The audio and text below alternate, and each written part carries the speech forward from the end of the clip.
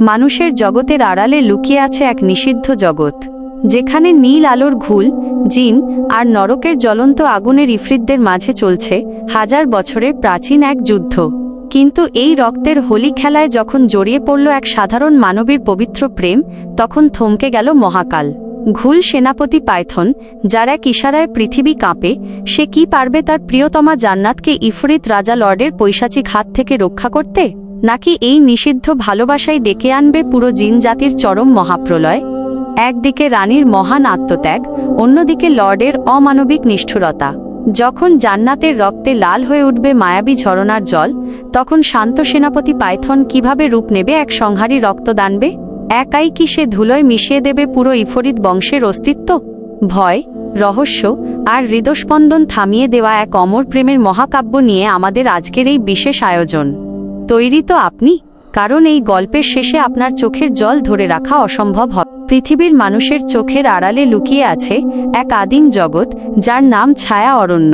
এখানে হাজার বছর ধরে বাস করে আসছে দুই শক্তিশালী জিনের গোষ্ঠী, ঘুল এবং ইফরিত। ঘুলরা হল প্রকৃতির সন্তান, যারা নীল আলো আর মাটির গভীর মমতা দিয়ে তৈরি। তাদের রানী ফারিস্তা দয়ালু এবং শান্তিকামী। কিন্তু এর ঠিক বিপরীতে বাস করে ইফরিত জিনেরা, যারা ফুটন্ত লাভা আর ধ্বংসের নেশা থেকে জন্ম নিয়েছে। তাদের রাজা লর্ড অত্যন্ত নিষ্ঠুর এবং অহংকারী। লর্ড সবসময় চাইত ঘুলদের এই মায়াবী জগৎ দখল করে সেখানে আগুনের রাজত্ব কায়েম করতে। কিন্তু ঘুলদের সেনাপতি পাইথনের সাহসিকতার কাছে বারবার সে পরাজিত হতো। পাইথন ছিল ঘুলদের ইতিহাসের সবচেয়ে শক্তিশালী যোদ্ধা। তার একটি ইশারায় পাহাড় ধসে যেত, আর তার গর্জনে বনের পশু পাখিরাও ভয়ে থমকে যেত। কিন্তু এই কঠোর যোদ্ধার হৃদয়ে ছিল একটি কোমল রহস্য। পাইথন যখনই সময় পেত, নিজের জাদুকরী রূপ বদলে একজন সুদর্শন মানবের বেশ ধরে বনের শেষ সীমানায় চলে যেত। সেখানে বয়ে চলত একটি শীতল পাহাড়ি ঝরনা। সেই ঝরনার পাড়েই তার সাথে দেখা হতো জান্নাতের। জান্নাত ছিল ওই পাহাড়ি গ্রামের এক সাধারণ কিন্তু অপূর্ব সুন্দরী মেয়ে। তার চোখে সারল্য আর অম্লিন হাসি দেখে পাইথন তার জিনের সত্তা ভুলে যেত। সে ভুলে যেত যে মানুষ আর জিনের প্রেম মানেই হলো ধ্বংসের পথে পা বাড়ানো। প্রতিটি অমাবস্যার রাতে তারা সেই ঝরনার ধারে মিলিত হতো। জান্নাত জানত না যে তার প্রেমিক আসলে এই পৃথিবীর কেউ নয়। সে শুধু জানত পাইথনের স্পর্শে সে এক অদ্ভুত নিরাপত্তা খুঁজে পায়। একদিন কথা প্রসঙ্গে জান্নাত তাকে বলেছিল, পাইথন, তোমার চোখগুলো যখন নীল হয়ে ওঠে, তখন আমার ভয় লাগে না, বরং মনে হয় তুমি এই পুরো জগৎকে আগলে রাখার ক্ষমতা রাখো। পাইথন তখন মনে মনে দীর্ঘশ্বাস ফেলে ভাবত, যদি জান্নাত জানত এই নীল আলোর আড়ালে কতটা ভয়ঙ্কর শক্তি লুকিয়ে আছে, তবে হয়তো সে ভয়ে দূরে চলে যেত। কিন্তু পাইথন নিজেকে জান্নাতের কাছে শুধু একজন সাধারণ মানুষ হিসেবেই বাঁচিয়ে রাখতে চেয়েছিল। এদিকে ইফরিতদের রাজা লর্ড তার অন্ধকার সিংহাসনে বসে তার জাদুকরী আয়নায় সবকিছু লক্ষ্য করছিল।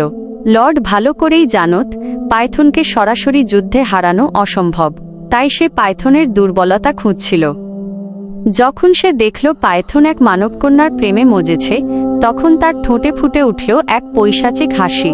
সে তার প্রাসাদের চারদিকে ঘুরে গর্জন করে উঠল, একজন ঘুল সেনাপতি তার ধর্ম ভুলে মাটির মানুষের প্রেমে পড়েছে।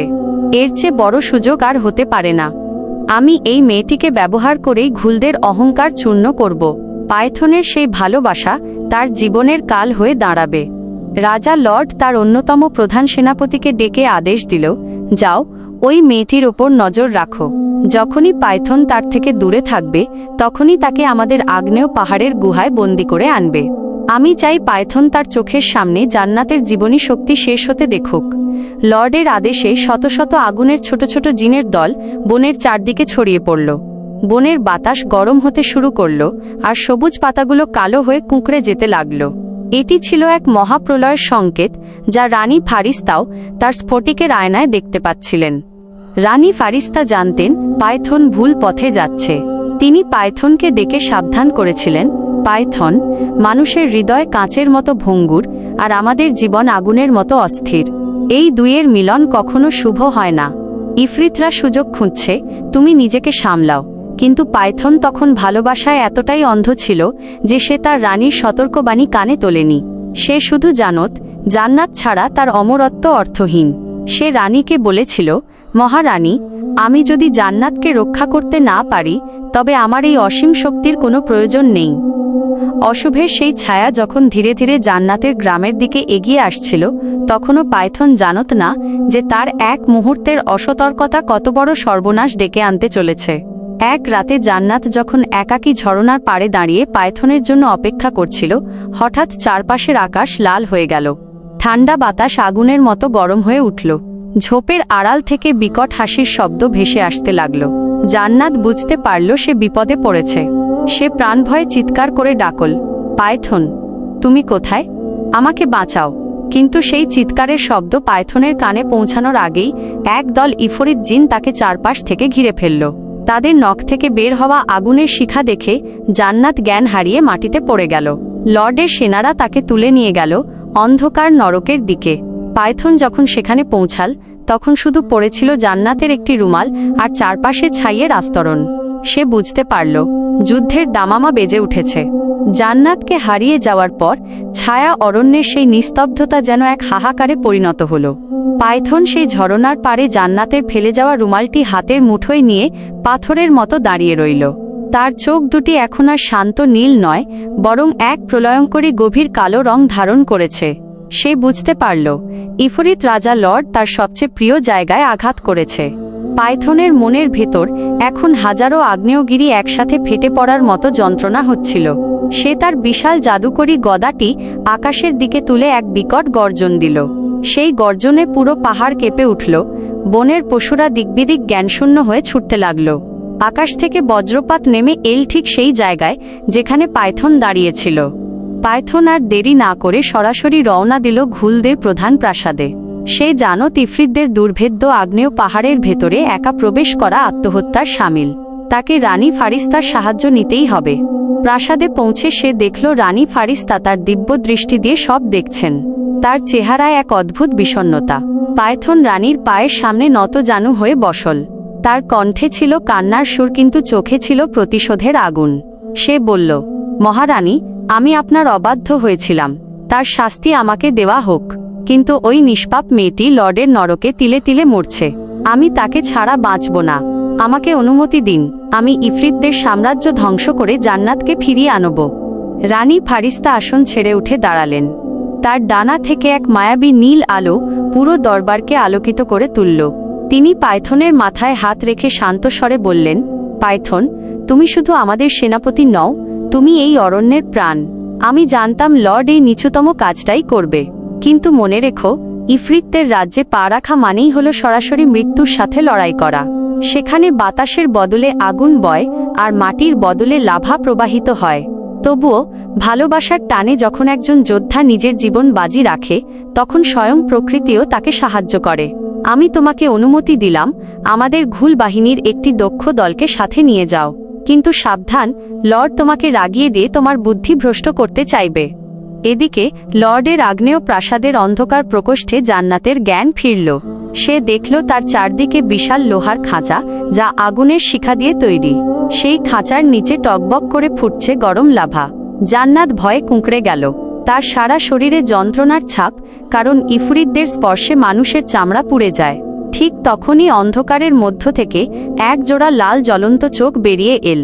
রাজা লর্ড ধীর পায়ে জান্নাতের খাঁচার সামনে এসে দাঁড়াল। তার অট্টহাসিতে পুরো গুহা থরথর করে কাঁপছিল। লর্ড বলল, দেখো রে মানবী, তোর সেই প্রেমিক যাকে তুই সাধারণ মানুষ মনে করতিস, সে আসলে এক ভয়ানক ঘুল জিন। সে তোকে বাঁচাতে আসবে, আর সেই সুযোগে আমি তার হৃৎপিণ্ড ছিঁড়ে নেব। তোর মৃত্যু হবে পাইথনের পরাজয়ের সবচেয়ে বড় সাক্ষী। জান্নাত যন্ত্রণার মাঝেও সাহসের সাথে চিৎকার করে বলল, তুমি যতই শক্তিশালী হও না কেন, তোমার এই অন্ধকার কোনোদিন ভালোবাসাকে জয় করতে পারবে না। পাইথন আসবেই, আর সেদিন তোমার এই আগুনের রাজত্ব ছাই হয়ে যাবে। লর্ড এই কথা শুনে রাগে উন্মাদ হয়ে তার হাত থেকে একটি আগুনের গোলা জান্নাতের খাঁচার ওপর ছুঁড়ে মারল। জান্নাত যন্ত্রণায় চিৎকার করে উঠল, কিন্তু তার মনোবল ভাঙল না। সে মনে মনে শুধু পাইথনের নাম জপতে লাগল। পরদিন ভোরে পাইথন তার ঘুল বাহিনী নিয়ে ইফরিতদের সীমান্তের দিকে রওনা দিল। ঘুল যোদ্ধারা নীল রঙের বর্ম পরে মেঘের আড়ালে নিজেদের লুকিয়ে রেখে এগিয়ে চলল। তাদের সবার হাতে ছিল জাদুকরী বর্ষা আর তলোয়ার। সীমান্তের কাছে আসতেই তাদের পথ আটকে দাঁড়াল লর্ডের বিশাল এক দানবীয় বাহিনী।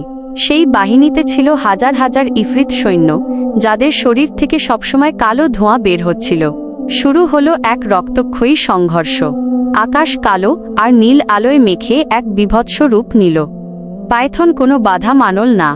সে তার গদা দিয়ে এক একটি ইফরিতকে বাতাসের মতো উড়িয়ে দিচ্ছিল। তার প্রতিটি আঘাতে শত শত শত্রু ধূলিসাৎ হয়ে যাচ্ছিল। কিন্তু যত সে জান্নাতের দিকে এগোচ্ছিল, ততই লড়াই কঠিন হয়ে উঠছিল। ইফরিতরা মায়াবী আগুন ব্যবহার করে ঘুল যোদ্ধাদের বিভ্রান্ত করার চেষ্টা করছিল।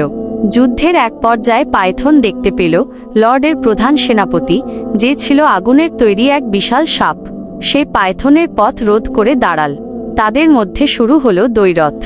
আগুনের সাপটি পাইথনকে পেঁচিয়ে ধরার চেষ্টা করল, কিন্তু পাইথন তার ঘুল শক্তি ব্যবহার করে নিজের শরীরকে বরফ শীতল করে ফেলল। আগুনের সেই উত্তাপ পাইথনের শীতলতার কাছে হার মানল। পাইথন তার তলোয়ার দিয়ে সাপটির মাথা দুই ভাগে ভাগ করে দিল। যুদ্ধের ময়দান পেরিয়ে পাইথন যখন আগ্নেয় পাহাড়ের মূল প্রবেশদ্বারে পৌঁছাল, তখন সে ক্লান্ত, কিন্তু তার জেদ আরও বেড়ে গেছে। পাহাড়ের ভেতর থেকে সে জান্নাতের যন্ত্রণার আওয়াজ শুনতে পাচ্ছিল। পাইথন বুঝতে পারল লর্ড তাকে ফাঁদে ফেলার জন্য জান্নাতকে দিয়ে টোপ দিচ্ছে। তবুও সে থামল না। সে জানত না যে ভেতরে তার জন্য কি ভয়ানক পরিণতি অপেক্ষা করছে। গুহার ভেতরে ঢোকার সময় সে দেখল দেওয়ালে দেওয়ালে অদ্ভুত সব জাদুকরী চিহ্ন আঁকা, যা তার জিনের শক্তিকে দুর্বল করে দিচ্ছিল। কিন্তু পাইথনের রক্তে তখন শুধু প্রতিশোধ আর জান্নাতের জন্য ভালোবাসা বইছে। রানী ফারিস্তা দূর থেকে তার জাদুকরী আয়নায় এই দৃশ্য দেখছিলেন। তিনি বুঝতে পারলেন লর্ড এক গোপন মন্ত্র পাঠ শুরু করেছে, যা দিয়ে সে পাইথনকে চিরতরে পাথর করে দেবে। রানী তার নিজের ডানা ছিঁড়ে একটি জাদুকরী পালক তৈরি করলেন এবং তা বাতাসের মাধ্যমে পাইথনের কাছে পাঠিয়ে দিলেন। রানী জানতেন এই পালক পাইথনকে রক্ষা করবে, কিন্তু এর বিনিময়ে রানীর নিজের আয়ু কমে যাবে। তবুও তিনি তার প্রিয় সেনাপতির জন্য এই ত্যাগ স্বীকার করলেন। পাইথন গুহার গভীর অন্ধকারে জান্নাতের সেই জ্বলন্ত খাঁচার সামনে পৌঁছে গেছে। তার চোখের সামনে জান্নাত আধমরা হয়ে পড়ে আছে, কিন্তু খাঁচার ঠিক পাশেই সিংহাসনে বসে লর্ড হাসছে। লর্ডের হাতে একটি কালো জাদুর দণ্ড। লর্ড সেই দণ্ডটি তুলে বলল, স্বাগতম পাইথন, তোর প্রিয়তমার শেষ নিঃশ্বাস দেখার জন্য তুই ঠিক সময়েই এসেছিস। পাইথন রাগে ফেটে পড়ল, কিন্তু তার পাগুলো যেন মাটিতে আটকে গেল। লর্ডের কালো জাদু তাকে গ্রাস করতে শুরু করেছে। লর্ডের আগ্নেয় প্রাসাদের ভেতরটা যেন নরকের জীবন্ত প্রতিচ্ছবি। চারদিকের দেওয়ালে লাভার স্রোত বয়ে যাচ্ছে, আর সেই লাভার আলোয় জান্নাতের ফ্যাকাশে মুখটা আরও করুণ দেখাচ্ছে। পাইথনের পা দুটো লর্ডের কালো জাদুর প্রভাবে মাটির সাথে মিশে গেছে। সে শত চেষ্টা করেও এক কদম এগোতে পারছে না। লর্ড তার সিংহাসন থেকে উঠে ধীর পায়ে জান্নাতের খাঁচার দিকে এগিয়ে গেল। তার প্রতিটি পদক্ষেপে পাথরে মেঝেতে আগুনের ছাপ পড়ে যাচ্ছে। লর্ড তার নখরযুক্ত হাত দিয়ে জান্নাতের চিবুক উঁচিয়ে ধরল এবং পাইথনের দিকে তাকিয়ে বিদ্রূপের হাসি হাসল। সে বলল, দেখ পাইথন, এই সেই মানবকন্যা যার জন্য তুই নিজের জাত বিসর্জন দিয়েছিস।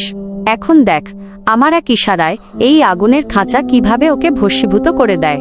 পাইথন যন্ত্রণায় চিৎকার করে উঠল, লর্ড, ওকে ছেড়ে দাও। তোমার লড়াই আমার সাথে, একজন সাধারণ মানুষের সাথে নয়। যদি সাহস থাকে তবে সম্মুখ সমরে এসো, এই কাপুরুষোচিত খেলা বন্ধ করো। লর্ড হো হো করে হেসে উঠল। সেই হাসির শব্দে গুহার ছাদ থেকে বড় বড় পাথর খসে পড়তে লাগল। লর্ড জানাল যে সে কোনো যোদ্ধা নয়, সে একজন ধ্বংসকারী। সে চায় পাইথনের চোখের সামনে তার সবচেয়ে প্রিয় জিনিসটিকে ধ্বংস করে দিতে, যাতে পাইথন সারা জীবন সেই অপরাধবোধে দগ্ধ হয়। লর্ড তার জাদুকরী দণ্ডটি উঁচিয়ে জান্নাতের খাঁচার চারদিকের আগুনের তীব্রতা বাড়িয়ে দিল। জান্নাত যন্ত্রণায় কাতর হয়ে জ্ঞান হারাল। তার ড্রেসের এক প্রান্ত তখন আগুনের শিখায় পুড়তে শুরু করেছে। ঠিক সেই মুহূর্তে ঘুল সাম্রাজ্যের রানী ফারিস্তা তার রাজপ্রাসাদে বসে এক চরম সিদ্ধান্ত নিলেন। তিনি জানতেন পাইথনের শক্তি এখন লর্ডের কালো জাদুর নিচে চাপা পড়ে গেছে। তাকে রক্ষা করতে হলে এমন কিছু করতে হবে যা আগে কোনো ঘুল রানী করেনি। রানী ফারিস্তা তার নিজের অমরত্বের প্রতীক, তার কপালে থাকা নীল মণিটি উপড়ে ফেললেন। এটি ছিল তার প্রাণের আধার। তিনি সেই মণিটি আকাশের দিকে ছুঁড়ে মারলেন। মণিটি এক মুহূর্তের মধ্যে নীল বিদ্যুতে পরিণত হয়ে হাজার মাইল পথ পাড়ি দিয়ে লর্ডের গুহার ভেতর এসে আছড়ে পড়ল। সেই নীল আলোর বিস্ফোরণে লর্ডের কালো জাদু মুহূর্তের মধ্যে ধূলিসাৎ হয়ে গেল। পাইথন অনুভব করল তার পায়ে প্রাণ ফিরে এসেছে। রানীর সেই আত্মত্যাগের আলো পাইথনের শরীরে প্রবেশ করার সাথে সাথে তার শক্তি 10 গুণ বেড়ে গেল। পাইথনের শরীর থেকে এখন আর শুধু নীল আলো নয়, বরং এক পবিত্র সাদা জ্যোতি বের হতে শুরু করল। সে তার বিশাল গদাটি ঘোরাতে ঘোরাতে লর্ডের দিকে ঝাঁপিয়ে পড়ল। লর্ড অপ্রস্তুত ছিল। সে তার দণ্ড দিয়ে সেই আঘাত ফেরানোর চেষ্টা করল, কিন্তু পাইথনের গদার আঘাতে দণ্ডটি ভেঙে চুরমার হয়ে গেল। লর্ড পিছিয়ে গিয়ে তার বিশাল ডানা দুটি মেলল এবং গুহার ভেতর উড়ে বেড়াতে লাগল। সে উপর থেকে আগুনের বৃষ্টি শুরু করল। পাইথন জান্নাতের খাঁচার সামনে এসে এক জাদুকরী ঢাল তৈরি করল, যাতে জান্নাত সুরক্ষিত থাকে। কিন্তু আগুনের সেই বৃষ্টিতে পাইথনের নিজের পিঠ পুড়ে যাচ্ছিল। সে ভ্রুক্ষেপ করল না। সে জানত জান্নাতকে বাঁচাতে হলে তাকে এই গুহা থেকে বের করতেই হবে। লড়াই তখন চূড়ান্ত পর্যায়ে। পাইথন তার রূপ বদলে এক বিশাল নীল অজগরে পরিণত হল। তার সেই দানবীয় রূপ দেখে লর্ডের সেনারা ভয়ে পালাতে শুরু করল। পাইথন তার বিশাল শরীর দিয়ে লর্ডের সিংহাসনটি গুঁড়িয়ে দিল। লর্ড রাগে উন্মাদ হয়ে তার হাতের নখগুলো তলোয়ারের মতো লম্বা করল এবং পাইথনের শরীরের ওপর ঝাঁপিয়ে পড়ল। শুরু হলো এক রক্তক্ষয়ী ধস্তাধস্তি। জিনের নীল রক্ত আর ইফরিতের কালো রক্তে গুহার মেঝে ভিজে গেল।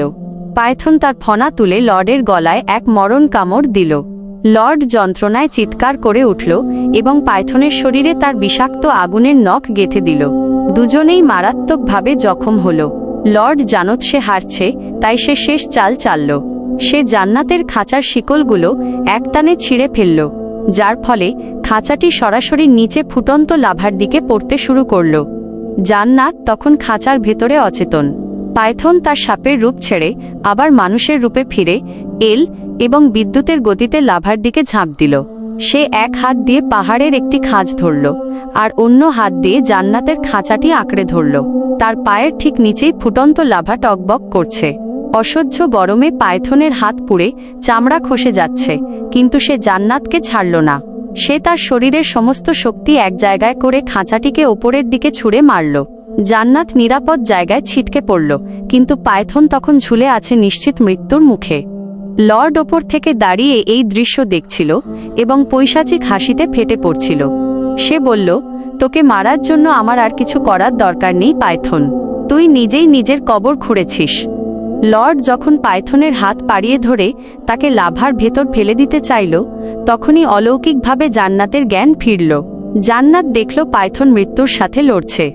সে তার সর্বশক্তি দিয়ে পাশের একটি পাথর লর্ডের চোখের দিকে ছুঁড়ে মারল। পাথরটি লর্ডের চোখে লাগতেই সে ভারসাম্য হারিয়ে পিছিয়ে গেল। সেই সুযোগে পাইথন লাফ দিয়ে ওপরে উঠে এল। পাইথন উঠে এসে জান্নাতকে জাপটে ধরল। জান্নাতের কান্না ভেজা চোখ দেখে পাইথনের হৃদয়ে এক অদ্ভুত শক্তির সঞ্চার হল। সে জান্নাতকে কানে কানে বলল, ভয় পেও না জান্নাত, আমি তোমাকে এখান থেকে নিয়ে যাবই। কিন্তু লর্ড তখন তার চোখ চেপে ধরে যন্ত্রণায় কাতরাচ্ছে আর তার মুখ দিয়ে এক ভয়ঙ্কর মন্ত্র বের হচ্ছে। সেই মন্ত্রে পুরো পাহাড়টি ধসে পড়তে শুরু করল। লর্ড চায় এই গুহার ভেতর সবাইকে কবর দিতে। পাইথন জান্নাতকে কোলে তুলে নিয়ে দৌড়াতে শুরু করল। চারদিকে বড় বড় পাথরের চাই পড়ছে। আগুনের বৃষ্টি আর ধোঁয়ায় কিছুই দেখা যাচ্ছে না। ঠিক যখন তারা গুহার মুখ দিয়ে বের হতে যাবে, তখন এক বিশাল পাথর জান্নাতের মাথার ওপর পড়তে যাচ্ছিল। পাইথন নিজের শরীর দিয়ে সেই পাথরটি ঠেকিয়ে দিল। পাথরটি পাইথনের কাঁধে আছড়ে পড়ল। তার হাড় ভেঙে যাওয়ার শব্দ পাওয়া গেল। তবুও সে জান্নাতকে ছাড়ল না। সে জান্নাতকে গুহার বাইরে ঠেলে বের করে দিল, কিন্তু নিজে আবার ধ্বংসস্তূপের নিচে আটকে গেল। জান্নাত বাইরে এসে চিৎকার করে কাঁদতে লাগল, পাইথন, বেরিয়ে এসো, আমাকে একা ফেলে যেও না। গুহার ভেতর থেকে তখন শুধু আগুনের গর্জন আর ধসে পড়ার শব্দ পাওয়া যাচ্ছিল। ধসে পড়া পাথরের স্তূপের তলা থেকে একটি নীল আলোর হাত বেরিয়ে আসার চেষ্টা করছে, আর জান্নাত সেই পাথরের ওপর মাথা কুটে কাঁদছে। ওদিকে মরুভূমির দিগন্তে লর্ডের অশুভ ছায়া তখনও মিলিয়ে যায়নি। সে প্রতিশোধের নেশায় আরও ভয়ঙ্কর হয়ে ফেরার পরিকল্পনা করছে। ধসে পড়া গুহার মুখে ধুলো আর কালো ধোঁয়ার কুণ্ডলি পাকিয়ে উঠছে। জান্নাত দুই হাতে পাথরগুলো সরানোর চেষ্টা করছে আর ডুকরে কাঁদছে। তার কোমল হাতগুলো পাথরের ঘষায় রক্তাক্ত হয়ে গেছে, কিন্তু সে থামছে না। হঠাৎ সেই পাথরের স্তূপের নিচ থেকে একটি প্রচণ্ড নীল আলোর বিচ্ছুরণ ঘটল। বিশাল বিশাল পাথরের চাইগুলো তুলোর মতো চারদিকে ছিটকে পড়ল। ধোঁয়ার আড়াল থেকে খুঁড়িয়ে খুঁড়িয়ে বেরিয়ে এল পাইথন। তার সারা শরীর ক্ষতবিক্ষত, নীল বর্মটি ভেঙে চুরমার হয়ে গেছে, আর কাঁধের হাড়টি অস্বাভাবিকভাবে ঝুলে আছে। জান্নাত দৌড়ে গিয়ে তাকে জড়িয়ে ধরল। পাইথনের বুকে মুখ রেখে সে ফুঁপিয়ে কেঁদে উঠল। পাইথন তার সুস্থ হাতটি দিয়ে জান্নাতের মাথায় হাত রাখল, কিন্তু তার দৃষ্টি ছিল দূরে, মরুভূমির দিগন্তে, যেখানে লর্ডের অশুভ আত্মা তখনও ধোঁয়ার মতো কুণ্ডলী পাকিয়ে উঠছিল। পাইথন জান্নাতকে চুপি চুপি বলল, জান্নাত, আমাদের হাতে সময় খুব কম। লর্ড মরেনি, সে শুধু তার দেহ হারিয়েছে। সে এখন আরও ভয়ঙ্কর এক রূপ নেবে। পাইথন জান্নাতকে নিয়ে নীল পাহাড়ের দিকে রওনা দিল, কিন্তু পথে সে অনুভব করল তার নিজের শরীরের শক্তি দ্রুত ফুরিয়ে আসছে, কারণ রানী ফারিস্তার যে নীল মণিটি তাকে শক্তি দিচ্ছিল তার আলো ধীরে ধীরে ম্লান হয়ে আসছে। এর অর্থ একটাই, রানী ফারিস্তার জীবন প্রদীপ নিভে আসছে। পাইথন জান্নাতকে কোলে তুলে নিয়ে তার শেষ শক্তি দিয়ে উড়াল দিল ঘুলদের প্রাসাদে। প্রাসাদে পৌঁছে পাইথন যা দেখল তাতে তার কলিজা কেঁপে উঠল। পুরো নীল প্রাসাদটি আজ অন্ধকার। ঘুল যোদ্ধারা সবাই মাথা নিচু করে দাঁড়িয়ে আছে। রানী ফারিস্তা তার বিছানায় শুয়ে আছেন, তার শরীর এখন কাঁচের মতো স্বচ্ছ হয়ে গেছে। তার কপালে সেই মণিটি নেই, সেখানে শুধু একটি গভীর ক্ষত। পাইথন জান্নাতকে পাশে বসিয়ে রানীর শিয়রে গিয়ে বসল।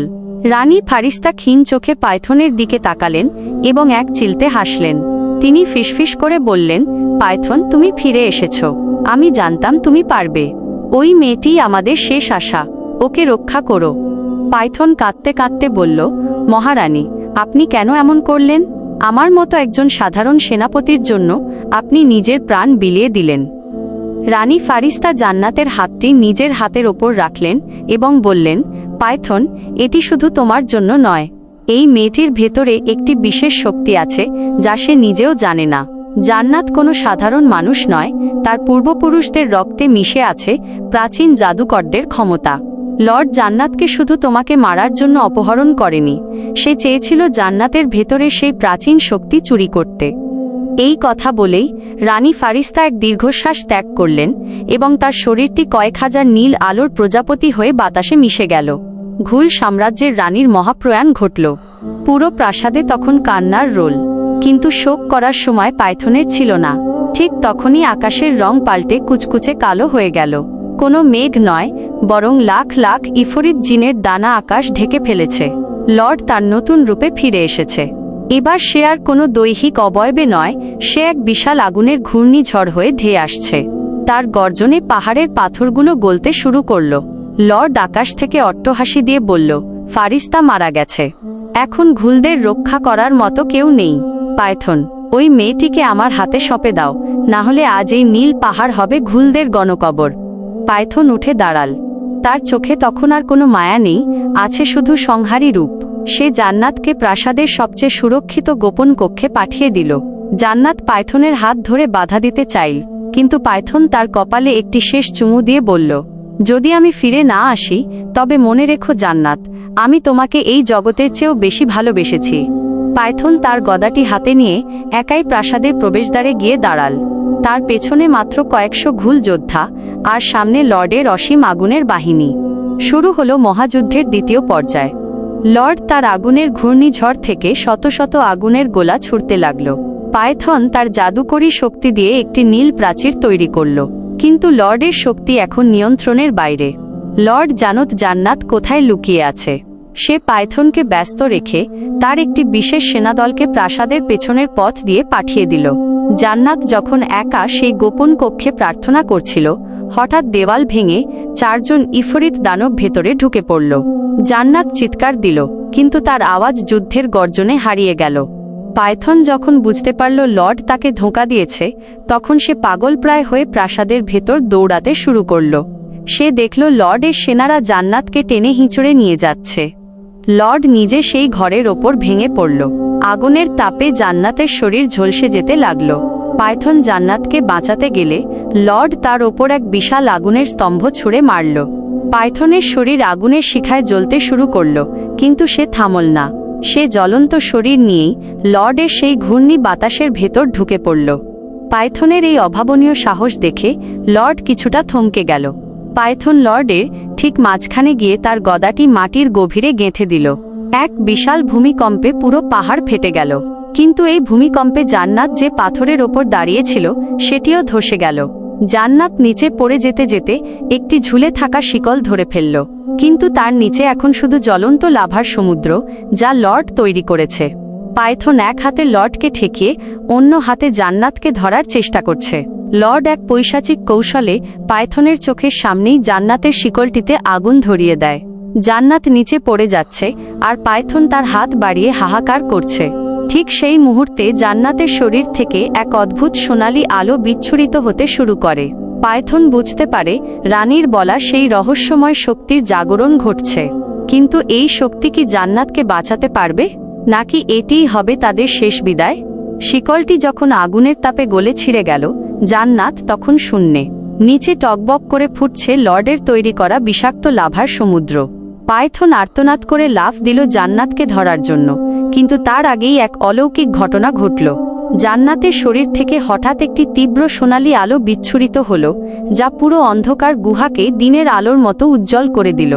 জান্নাত নিচে পড়ে যাওয়ার বদলে শূন্যে ভেসে রইল।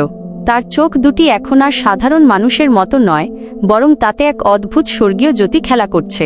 রানী ফারিস্তা ঠিকই বলেছিলেন, জান্নাতের রক্তে লুকিয়েছিল প্রাচীন জাদুকরদের সেই শক্তি, যা আজ মৃত্যুর মুখোমুখি দাঁড়িয়ে জেগে উঠেছে।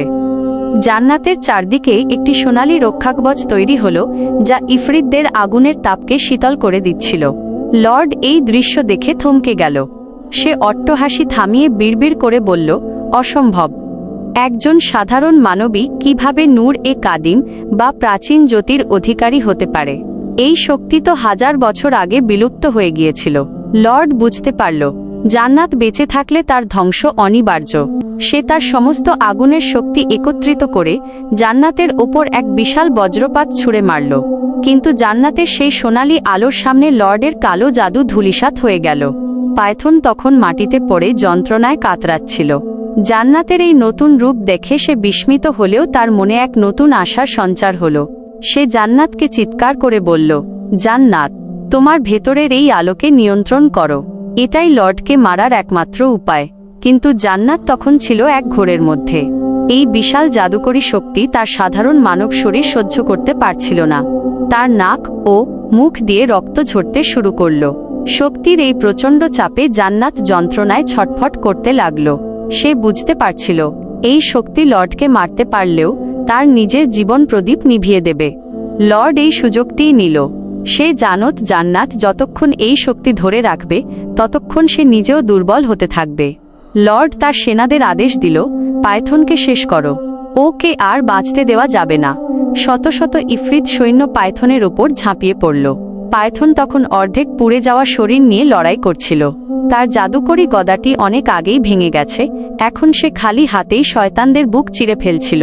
তার হাত পা থেকে নীল রক্ত ঝরছিল, কিন্তু তার চোখে ছিল প্রতিশোধের নেশা। সে একাই লর্ডের পুরো সেনাদলকে কচুকাটা করতে লাগল। প্রতিবার যখন কোনো ইফরিত তাকে আঘাত করছিল, পাইথন আরও বেশি হিংস্র হয়ে উঠছিল। যুদ্ধের এই চরম মুহূর্তে লর্ড আবার তার মায়াবী রূপ ধারণ করল। সে জান্নাতে সেই সোনালি আলোর রক্ষাকবচ ভেদ করার জন্য একটি প্রাচীন অভিশপ্ত তীর তৈরি করল। এই তীরটি তৈরি হয়েছিল হাজার বছরের পুরনো ঘৃণা আর অন্ধকার দিয়ে। লর্ড তার ধনুক টেনে জান্নাতের বুক লক্ষ্য করে তীরটি ছুড়ল। জান্নাত তখন তার শক্তি দিয়ে লর্ডের সেনাদের ভস্মীভূত করছিল। সে তীরের দিকে খেয়াল করেনি। পাইথন দূর থেকে এই দৃশ্য দেখে নিজের জীবনের মায়া ত্যাগ করল। সে বিদ্যুতের গতিতে জান্নাতের সামনে এসে দাঁড়াল। তীরটি জান্নাতের বদলে পাইথনের পিঠ ভেদ করে তার হৃৎপিণ্ডের খুব কাছ দিয়ে বেরিয়ে গেল।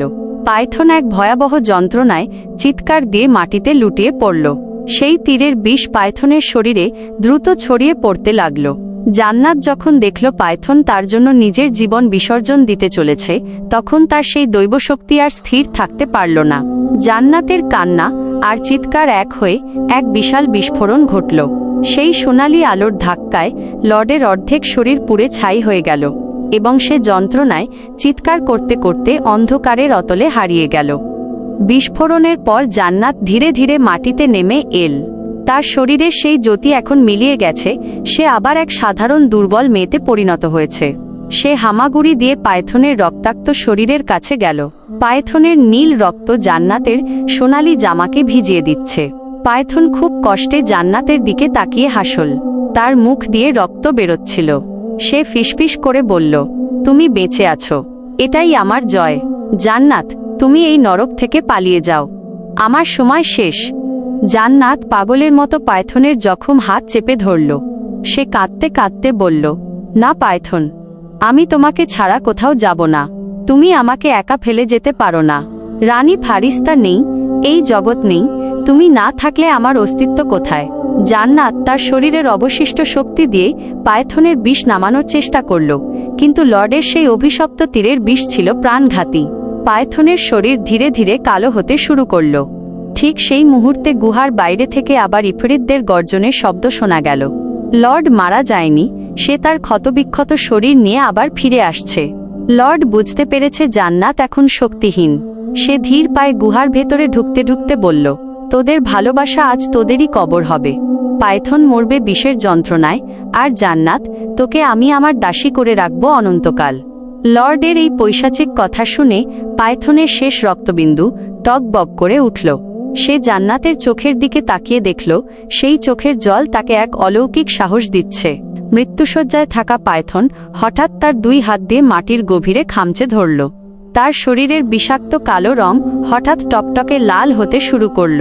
সে আর ঘুল বা ইফরিত কোনো জিন রইল না, সে হয়ে উঠল রক্ত পাইথন, যার কাছে মৃত্যুও হার মানতে বাধ্য। সে জান্নাতকে আড়ালে সরিয়ে দিয়ে লর্ডের দিকে তার জ্বলন্ত চোখ তুলে তাকাল। শুরু হতে চলেছে ইতিহাসের সবচেয়ে ভয়ঙ্কর আর আবেগপ্রবণ চূড়ান্ত লড়াই। বন্ধুরা, পাইথন আর জান্নাতের এই রক্তভেজা কাহিনীর কেবল শুরু। এটি সামনের পর্বে আমরা দেখব, রাজা লর্ডের সেই ভয়ঙ্কর নরক থেকে পাইথন কি জান্নাতকে জীবন্ত ফিরিয়ে আনতে পারবে, নাকি লর্ডের মায়াবী জাদুতে চিরতরে নিভে যাবে তাদের এই অমর প্রেমের প্রদীপ। পরের অংশটি হতে যাচ্ছে আরও অনেক বেশি রোমহর্ষক আর বুক কাঁপানো অ্যাকশনে ভরপুর। জান্নাত আর পাইথনের ভাগ্যে শেষ পর্যন্ত কী ঘটেছিল তা জানতে আপনারা নিশ্চয়ই অধীর আগ্রহে অপেক্ষা করছেন। তাই আপনাদের জন্য একটি চ্যালেঞ্জ, এই ভিডিওটিতে যত দ্রুত 5000 ভিউ পূর্ণ হবে, ঠিক তত দ্রুতই আমি এই গল্পের দ্বিতীয় এবং চূড়ান্ত পার্টটি নিয়ে আসব। তাই দেরি না করে ভিডিওটি এখনই আপনার বন্ধুদের সাথে শেয়ার করুন এবং লাইক দিয়ে আমাদের পাশেই থাকুন। যারা এখনও সাবস্ক্রাইব করেননি, তারা এখনই সাবস্ক্রাইব করে বেল আইকনটি চেপে রাখুন, যাতে পার্ট 2 আসার সাথে সাথেই আপনি তা দেখতে পারেন। দেখা হচ্ছে খুব শীঘ্রই এর চেয়েও ভয়ঙ্কর এবং রোমাঞ্চকর দ্বিতীয় পর্বে। ধন্যবাদ।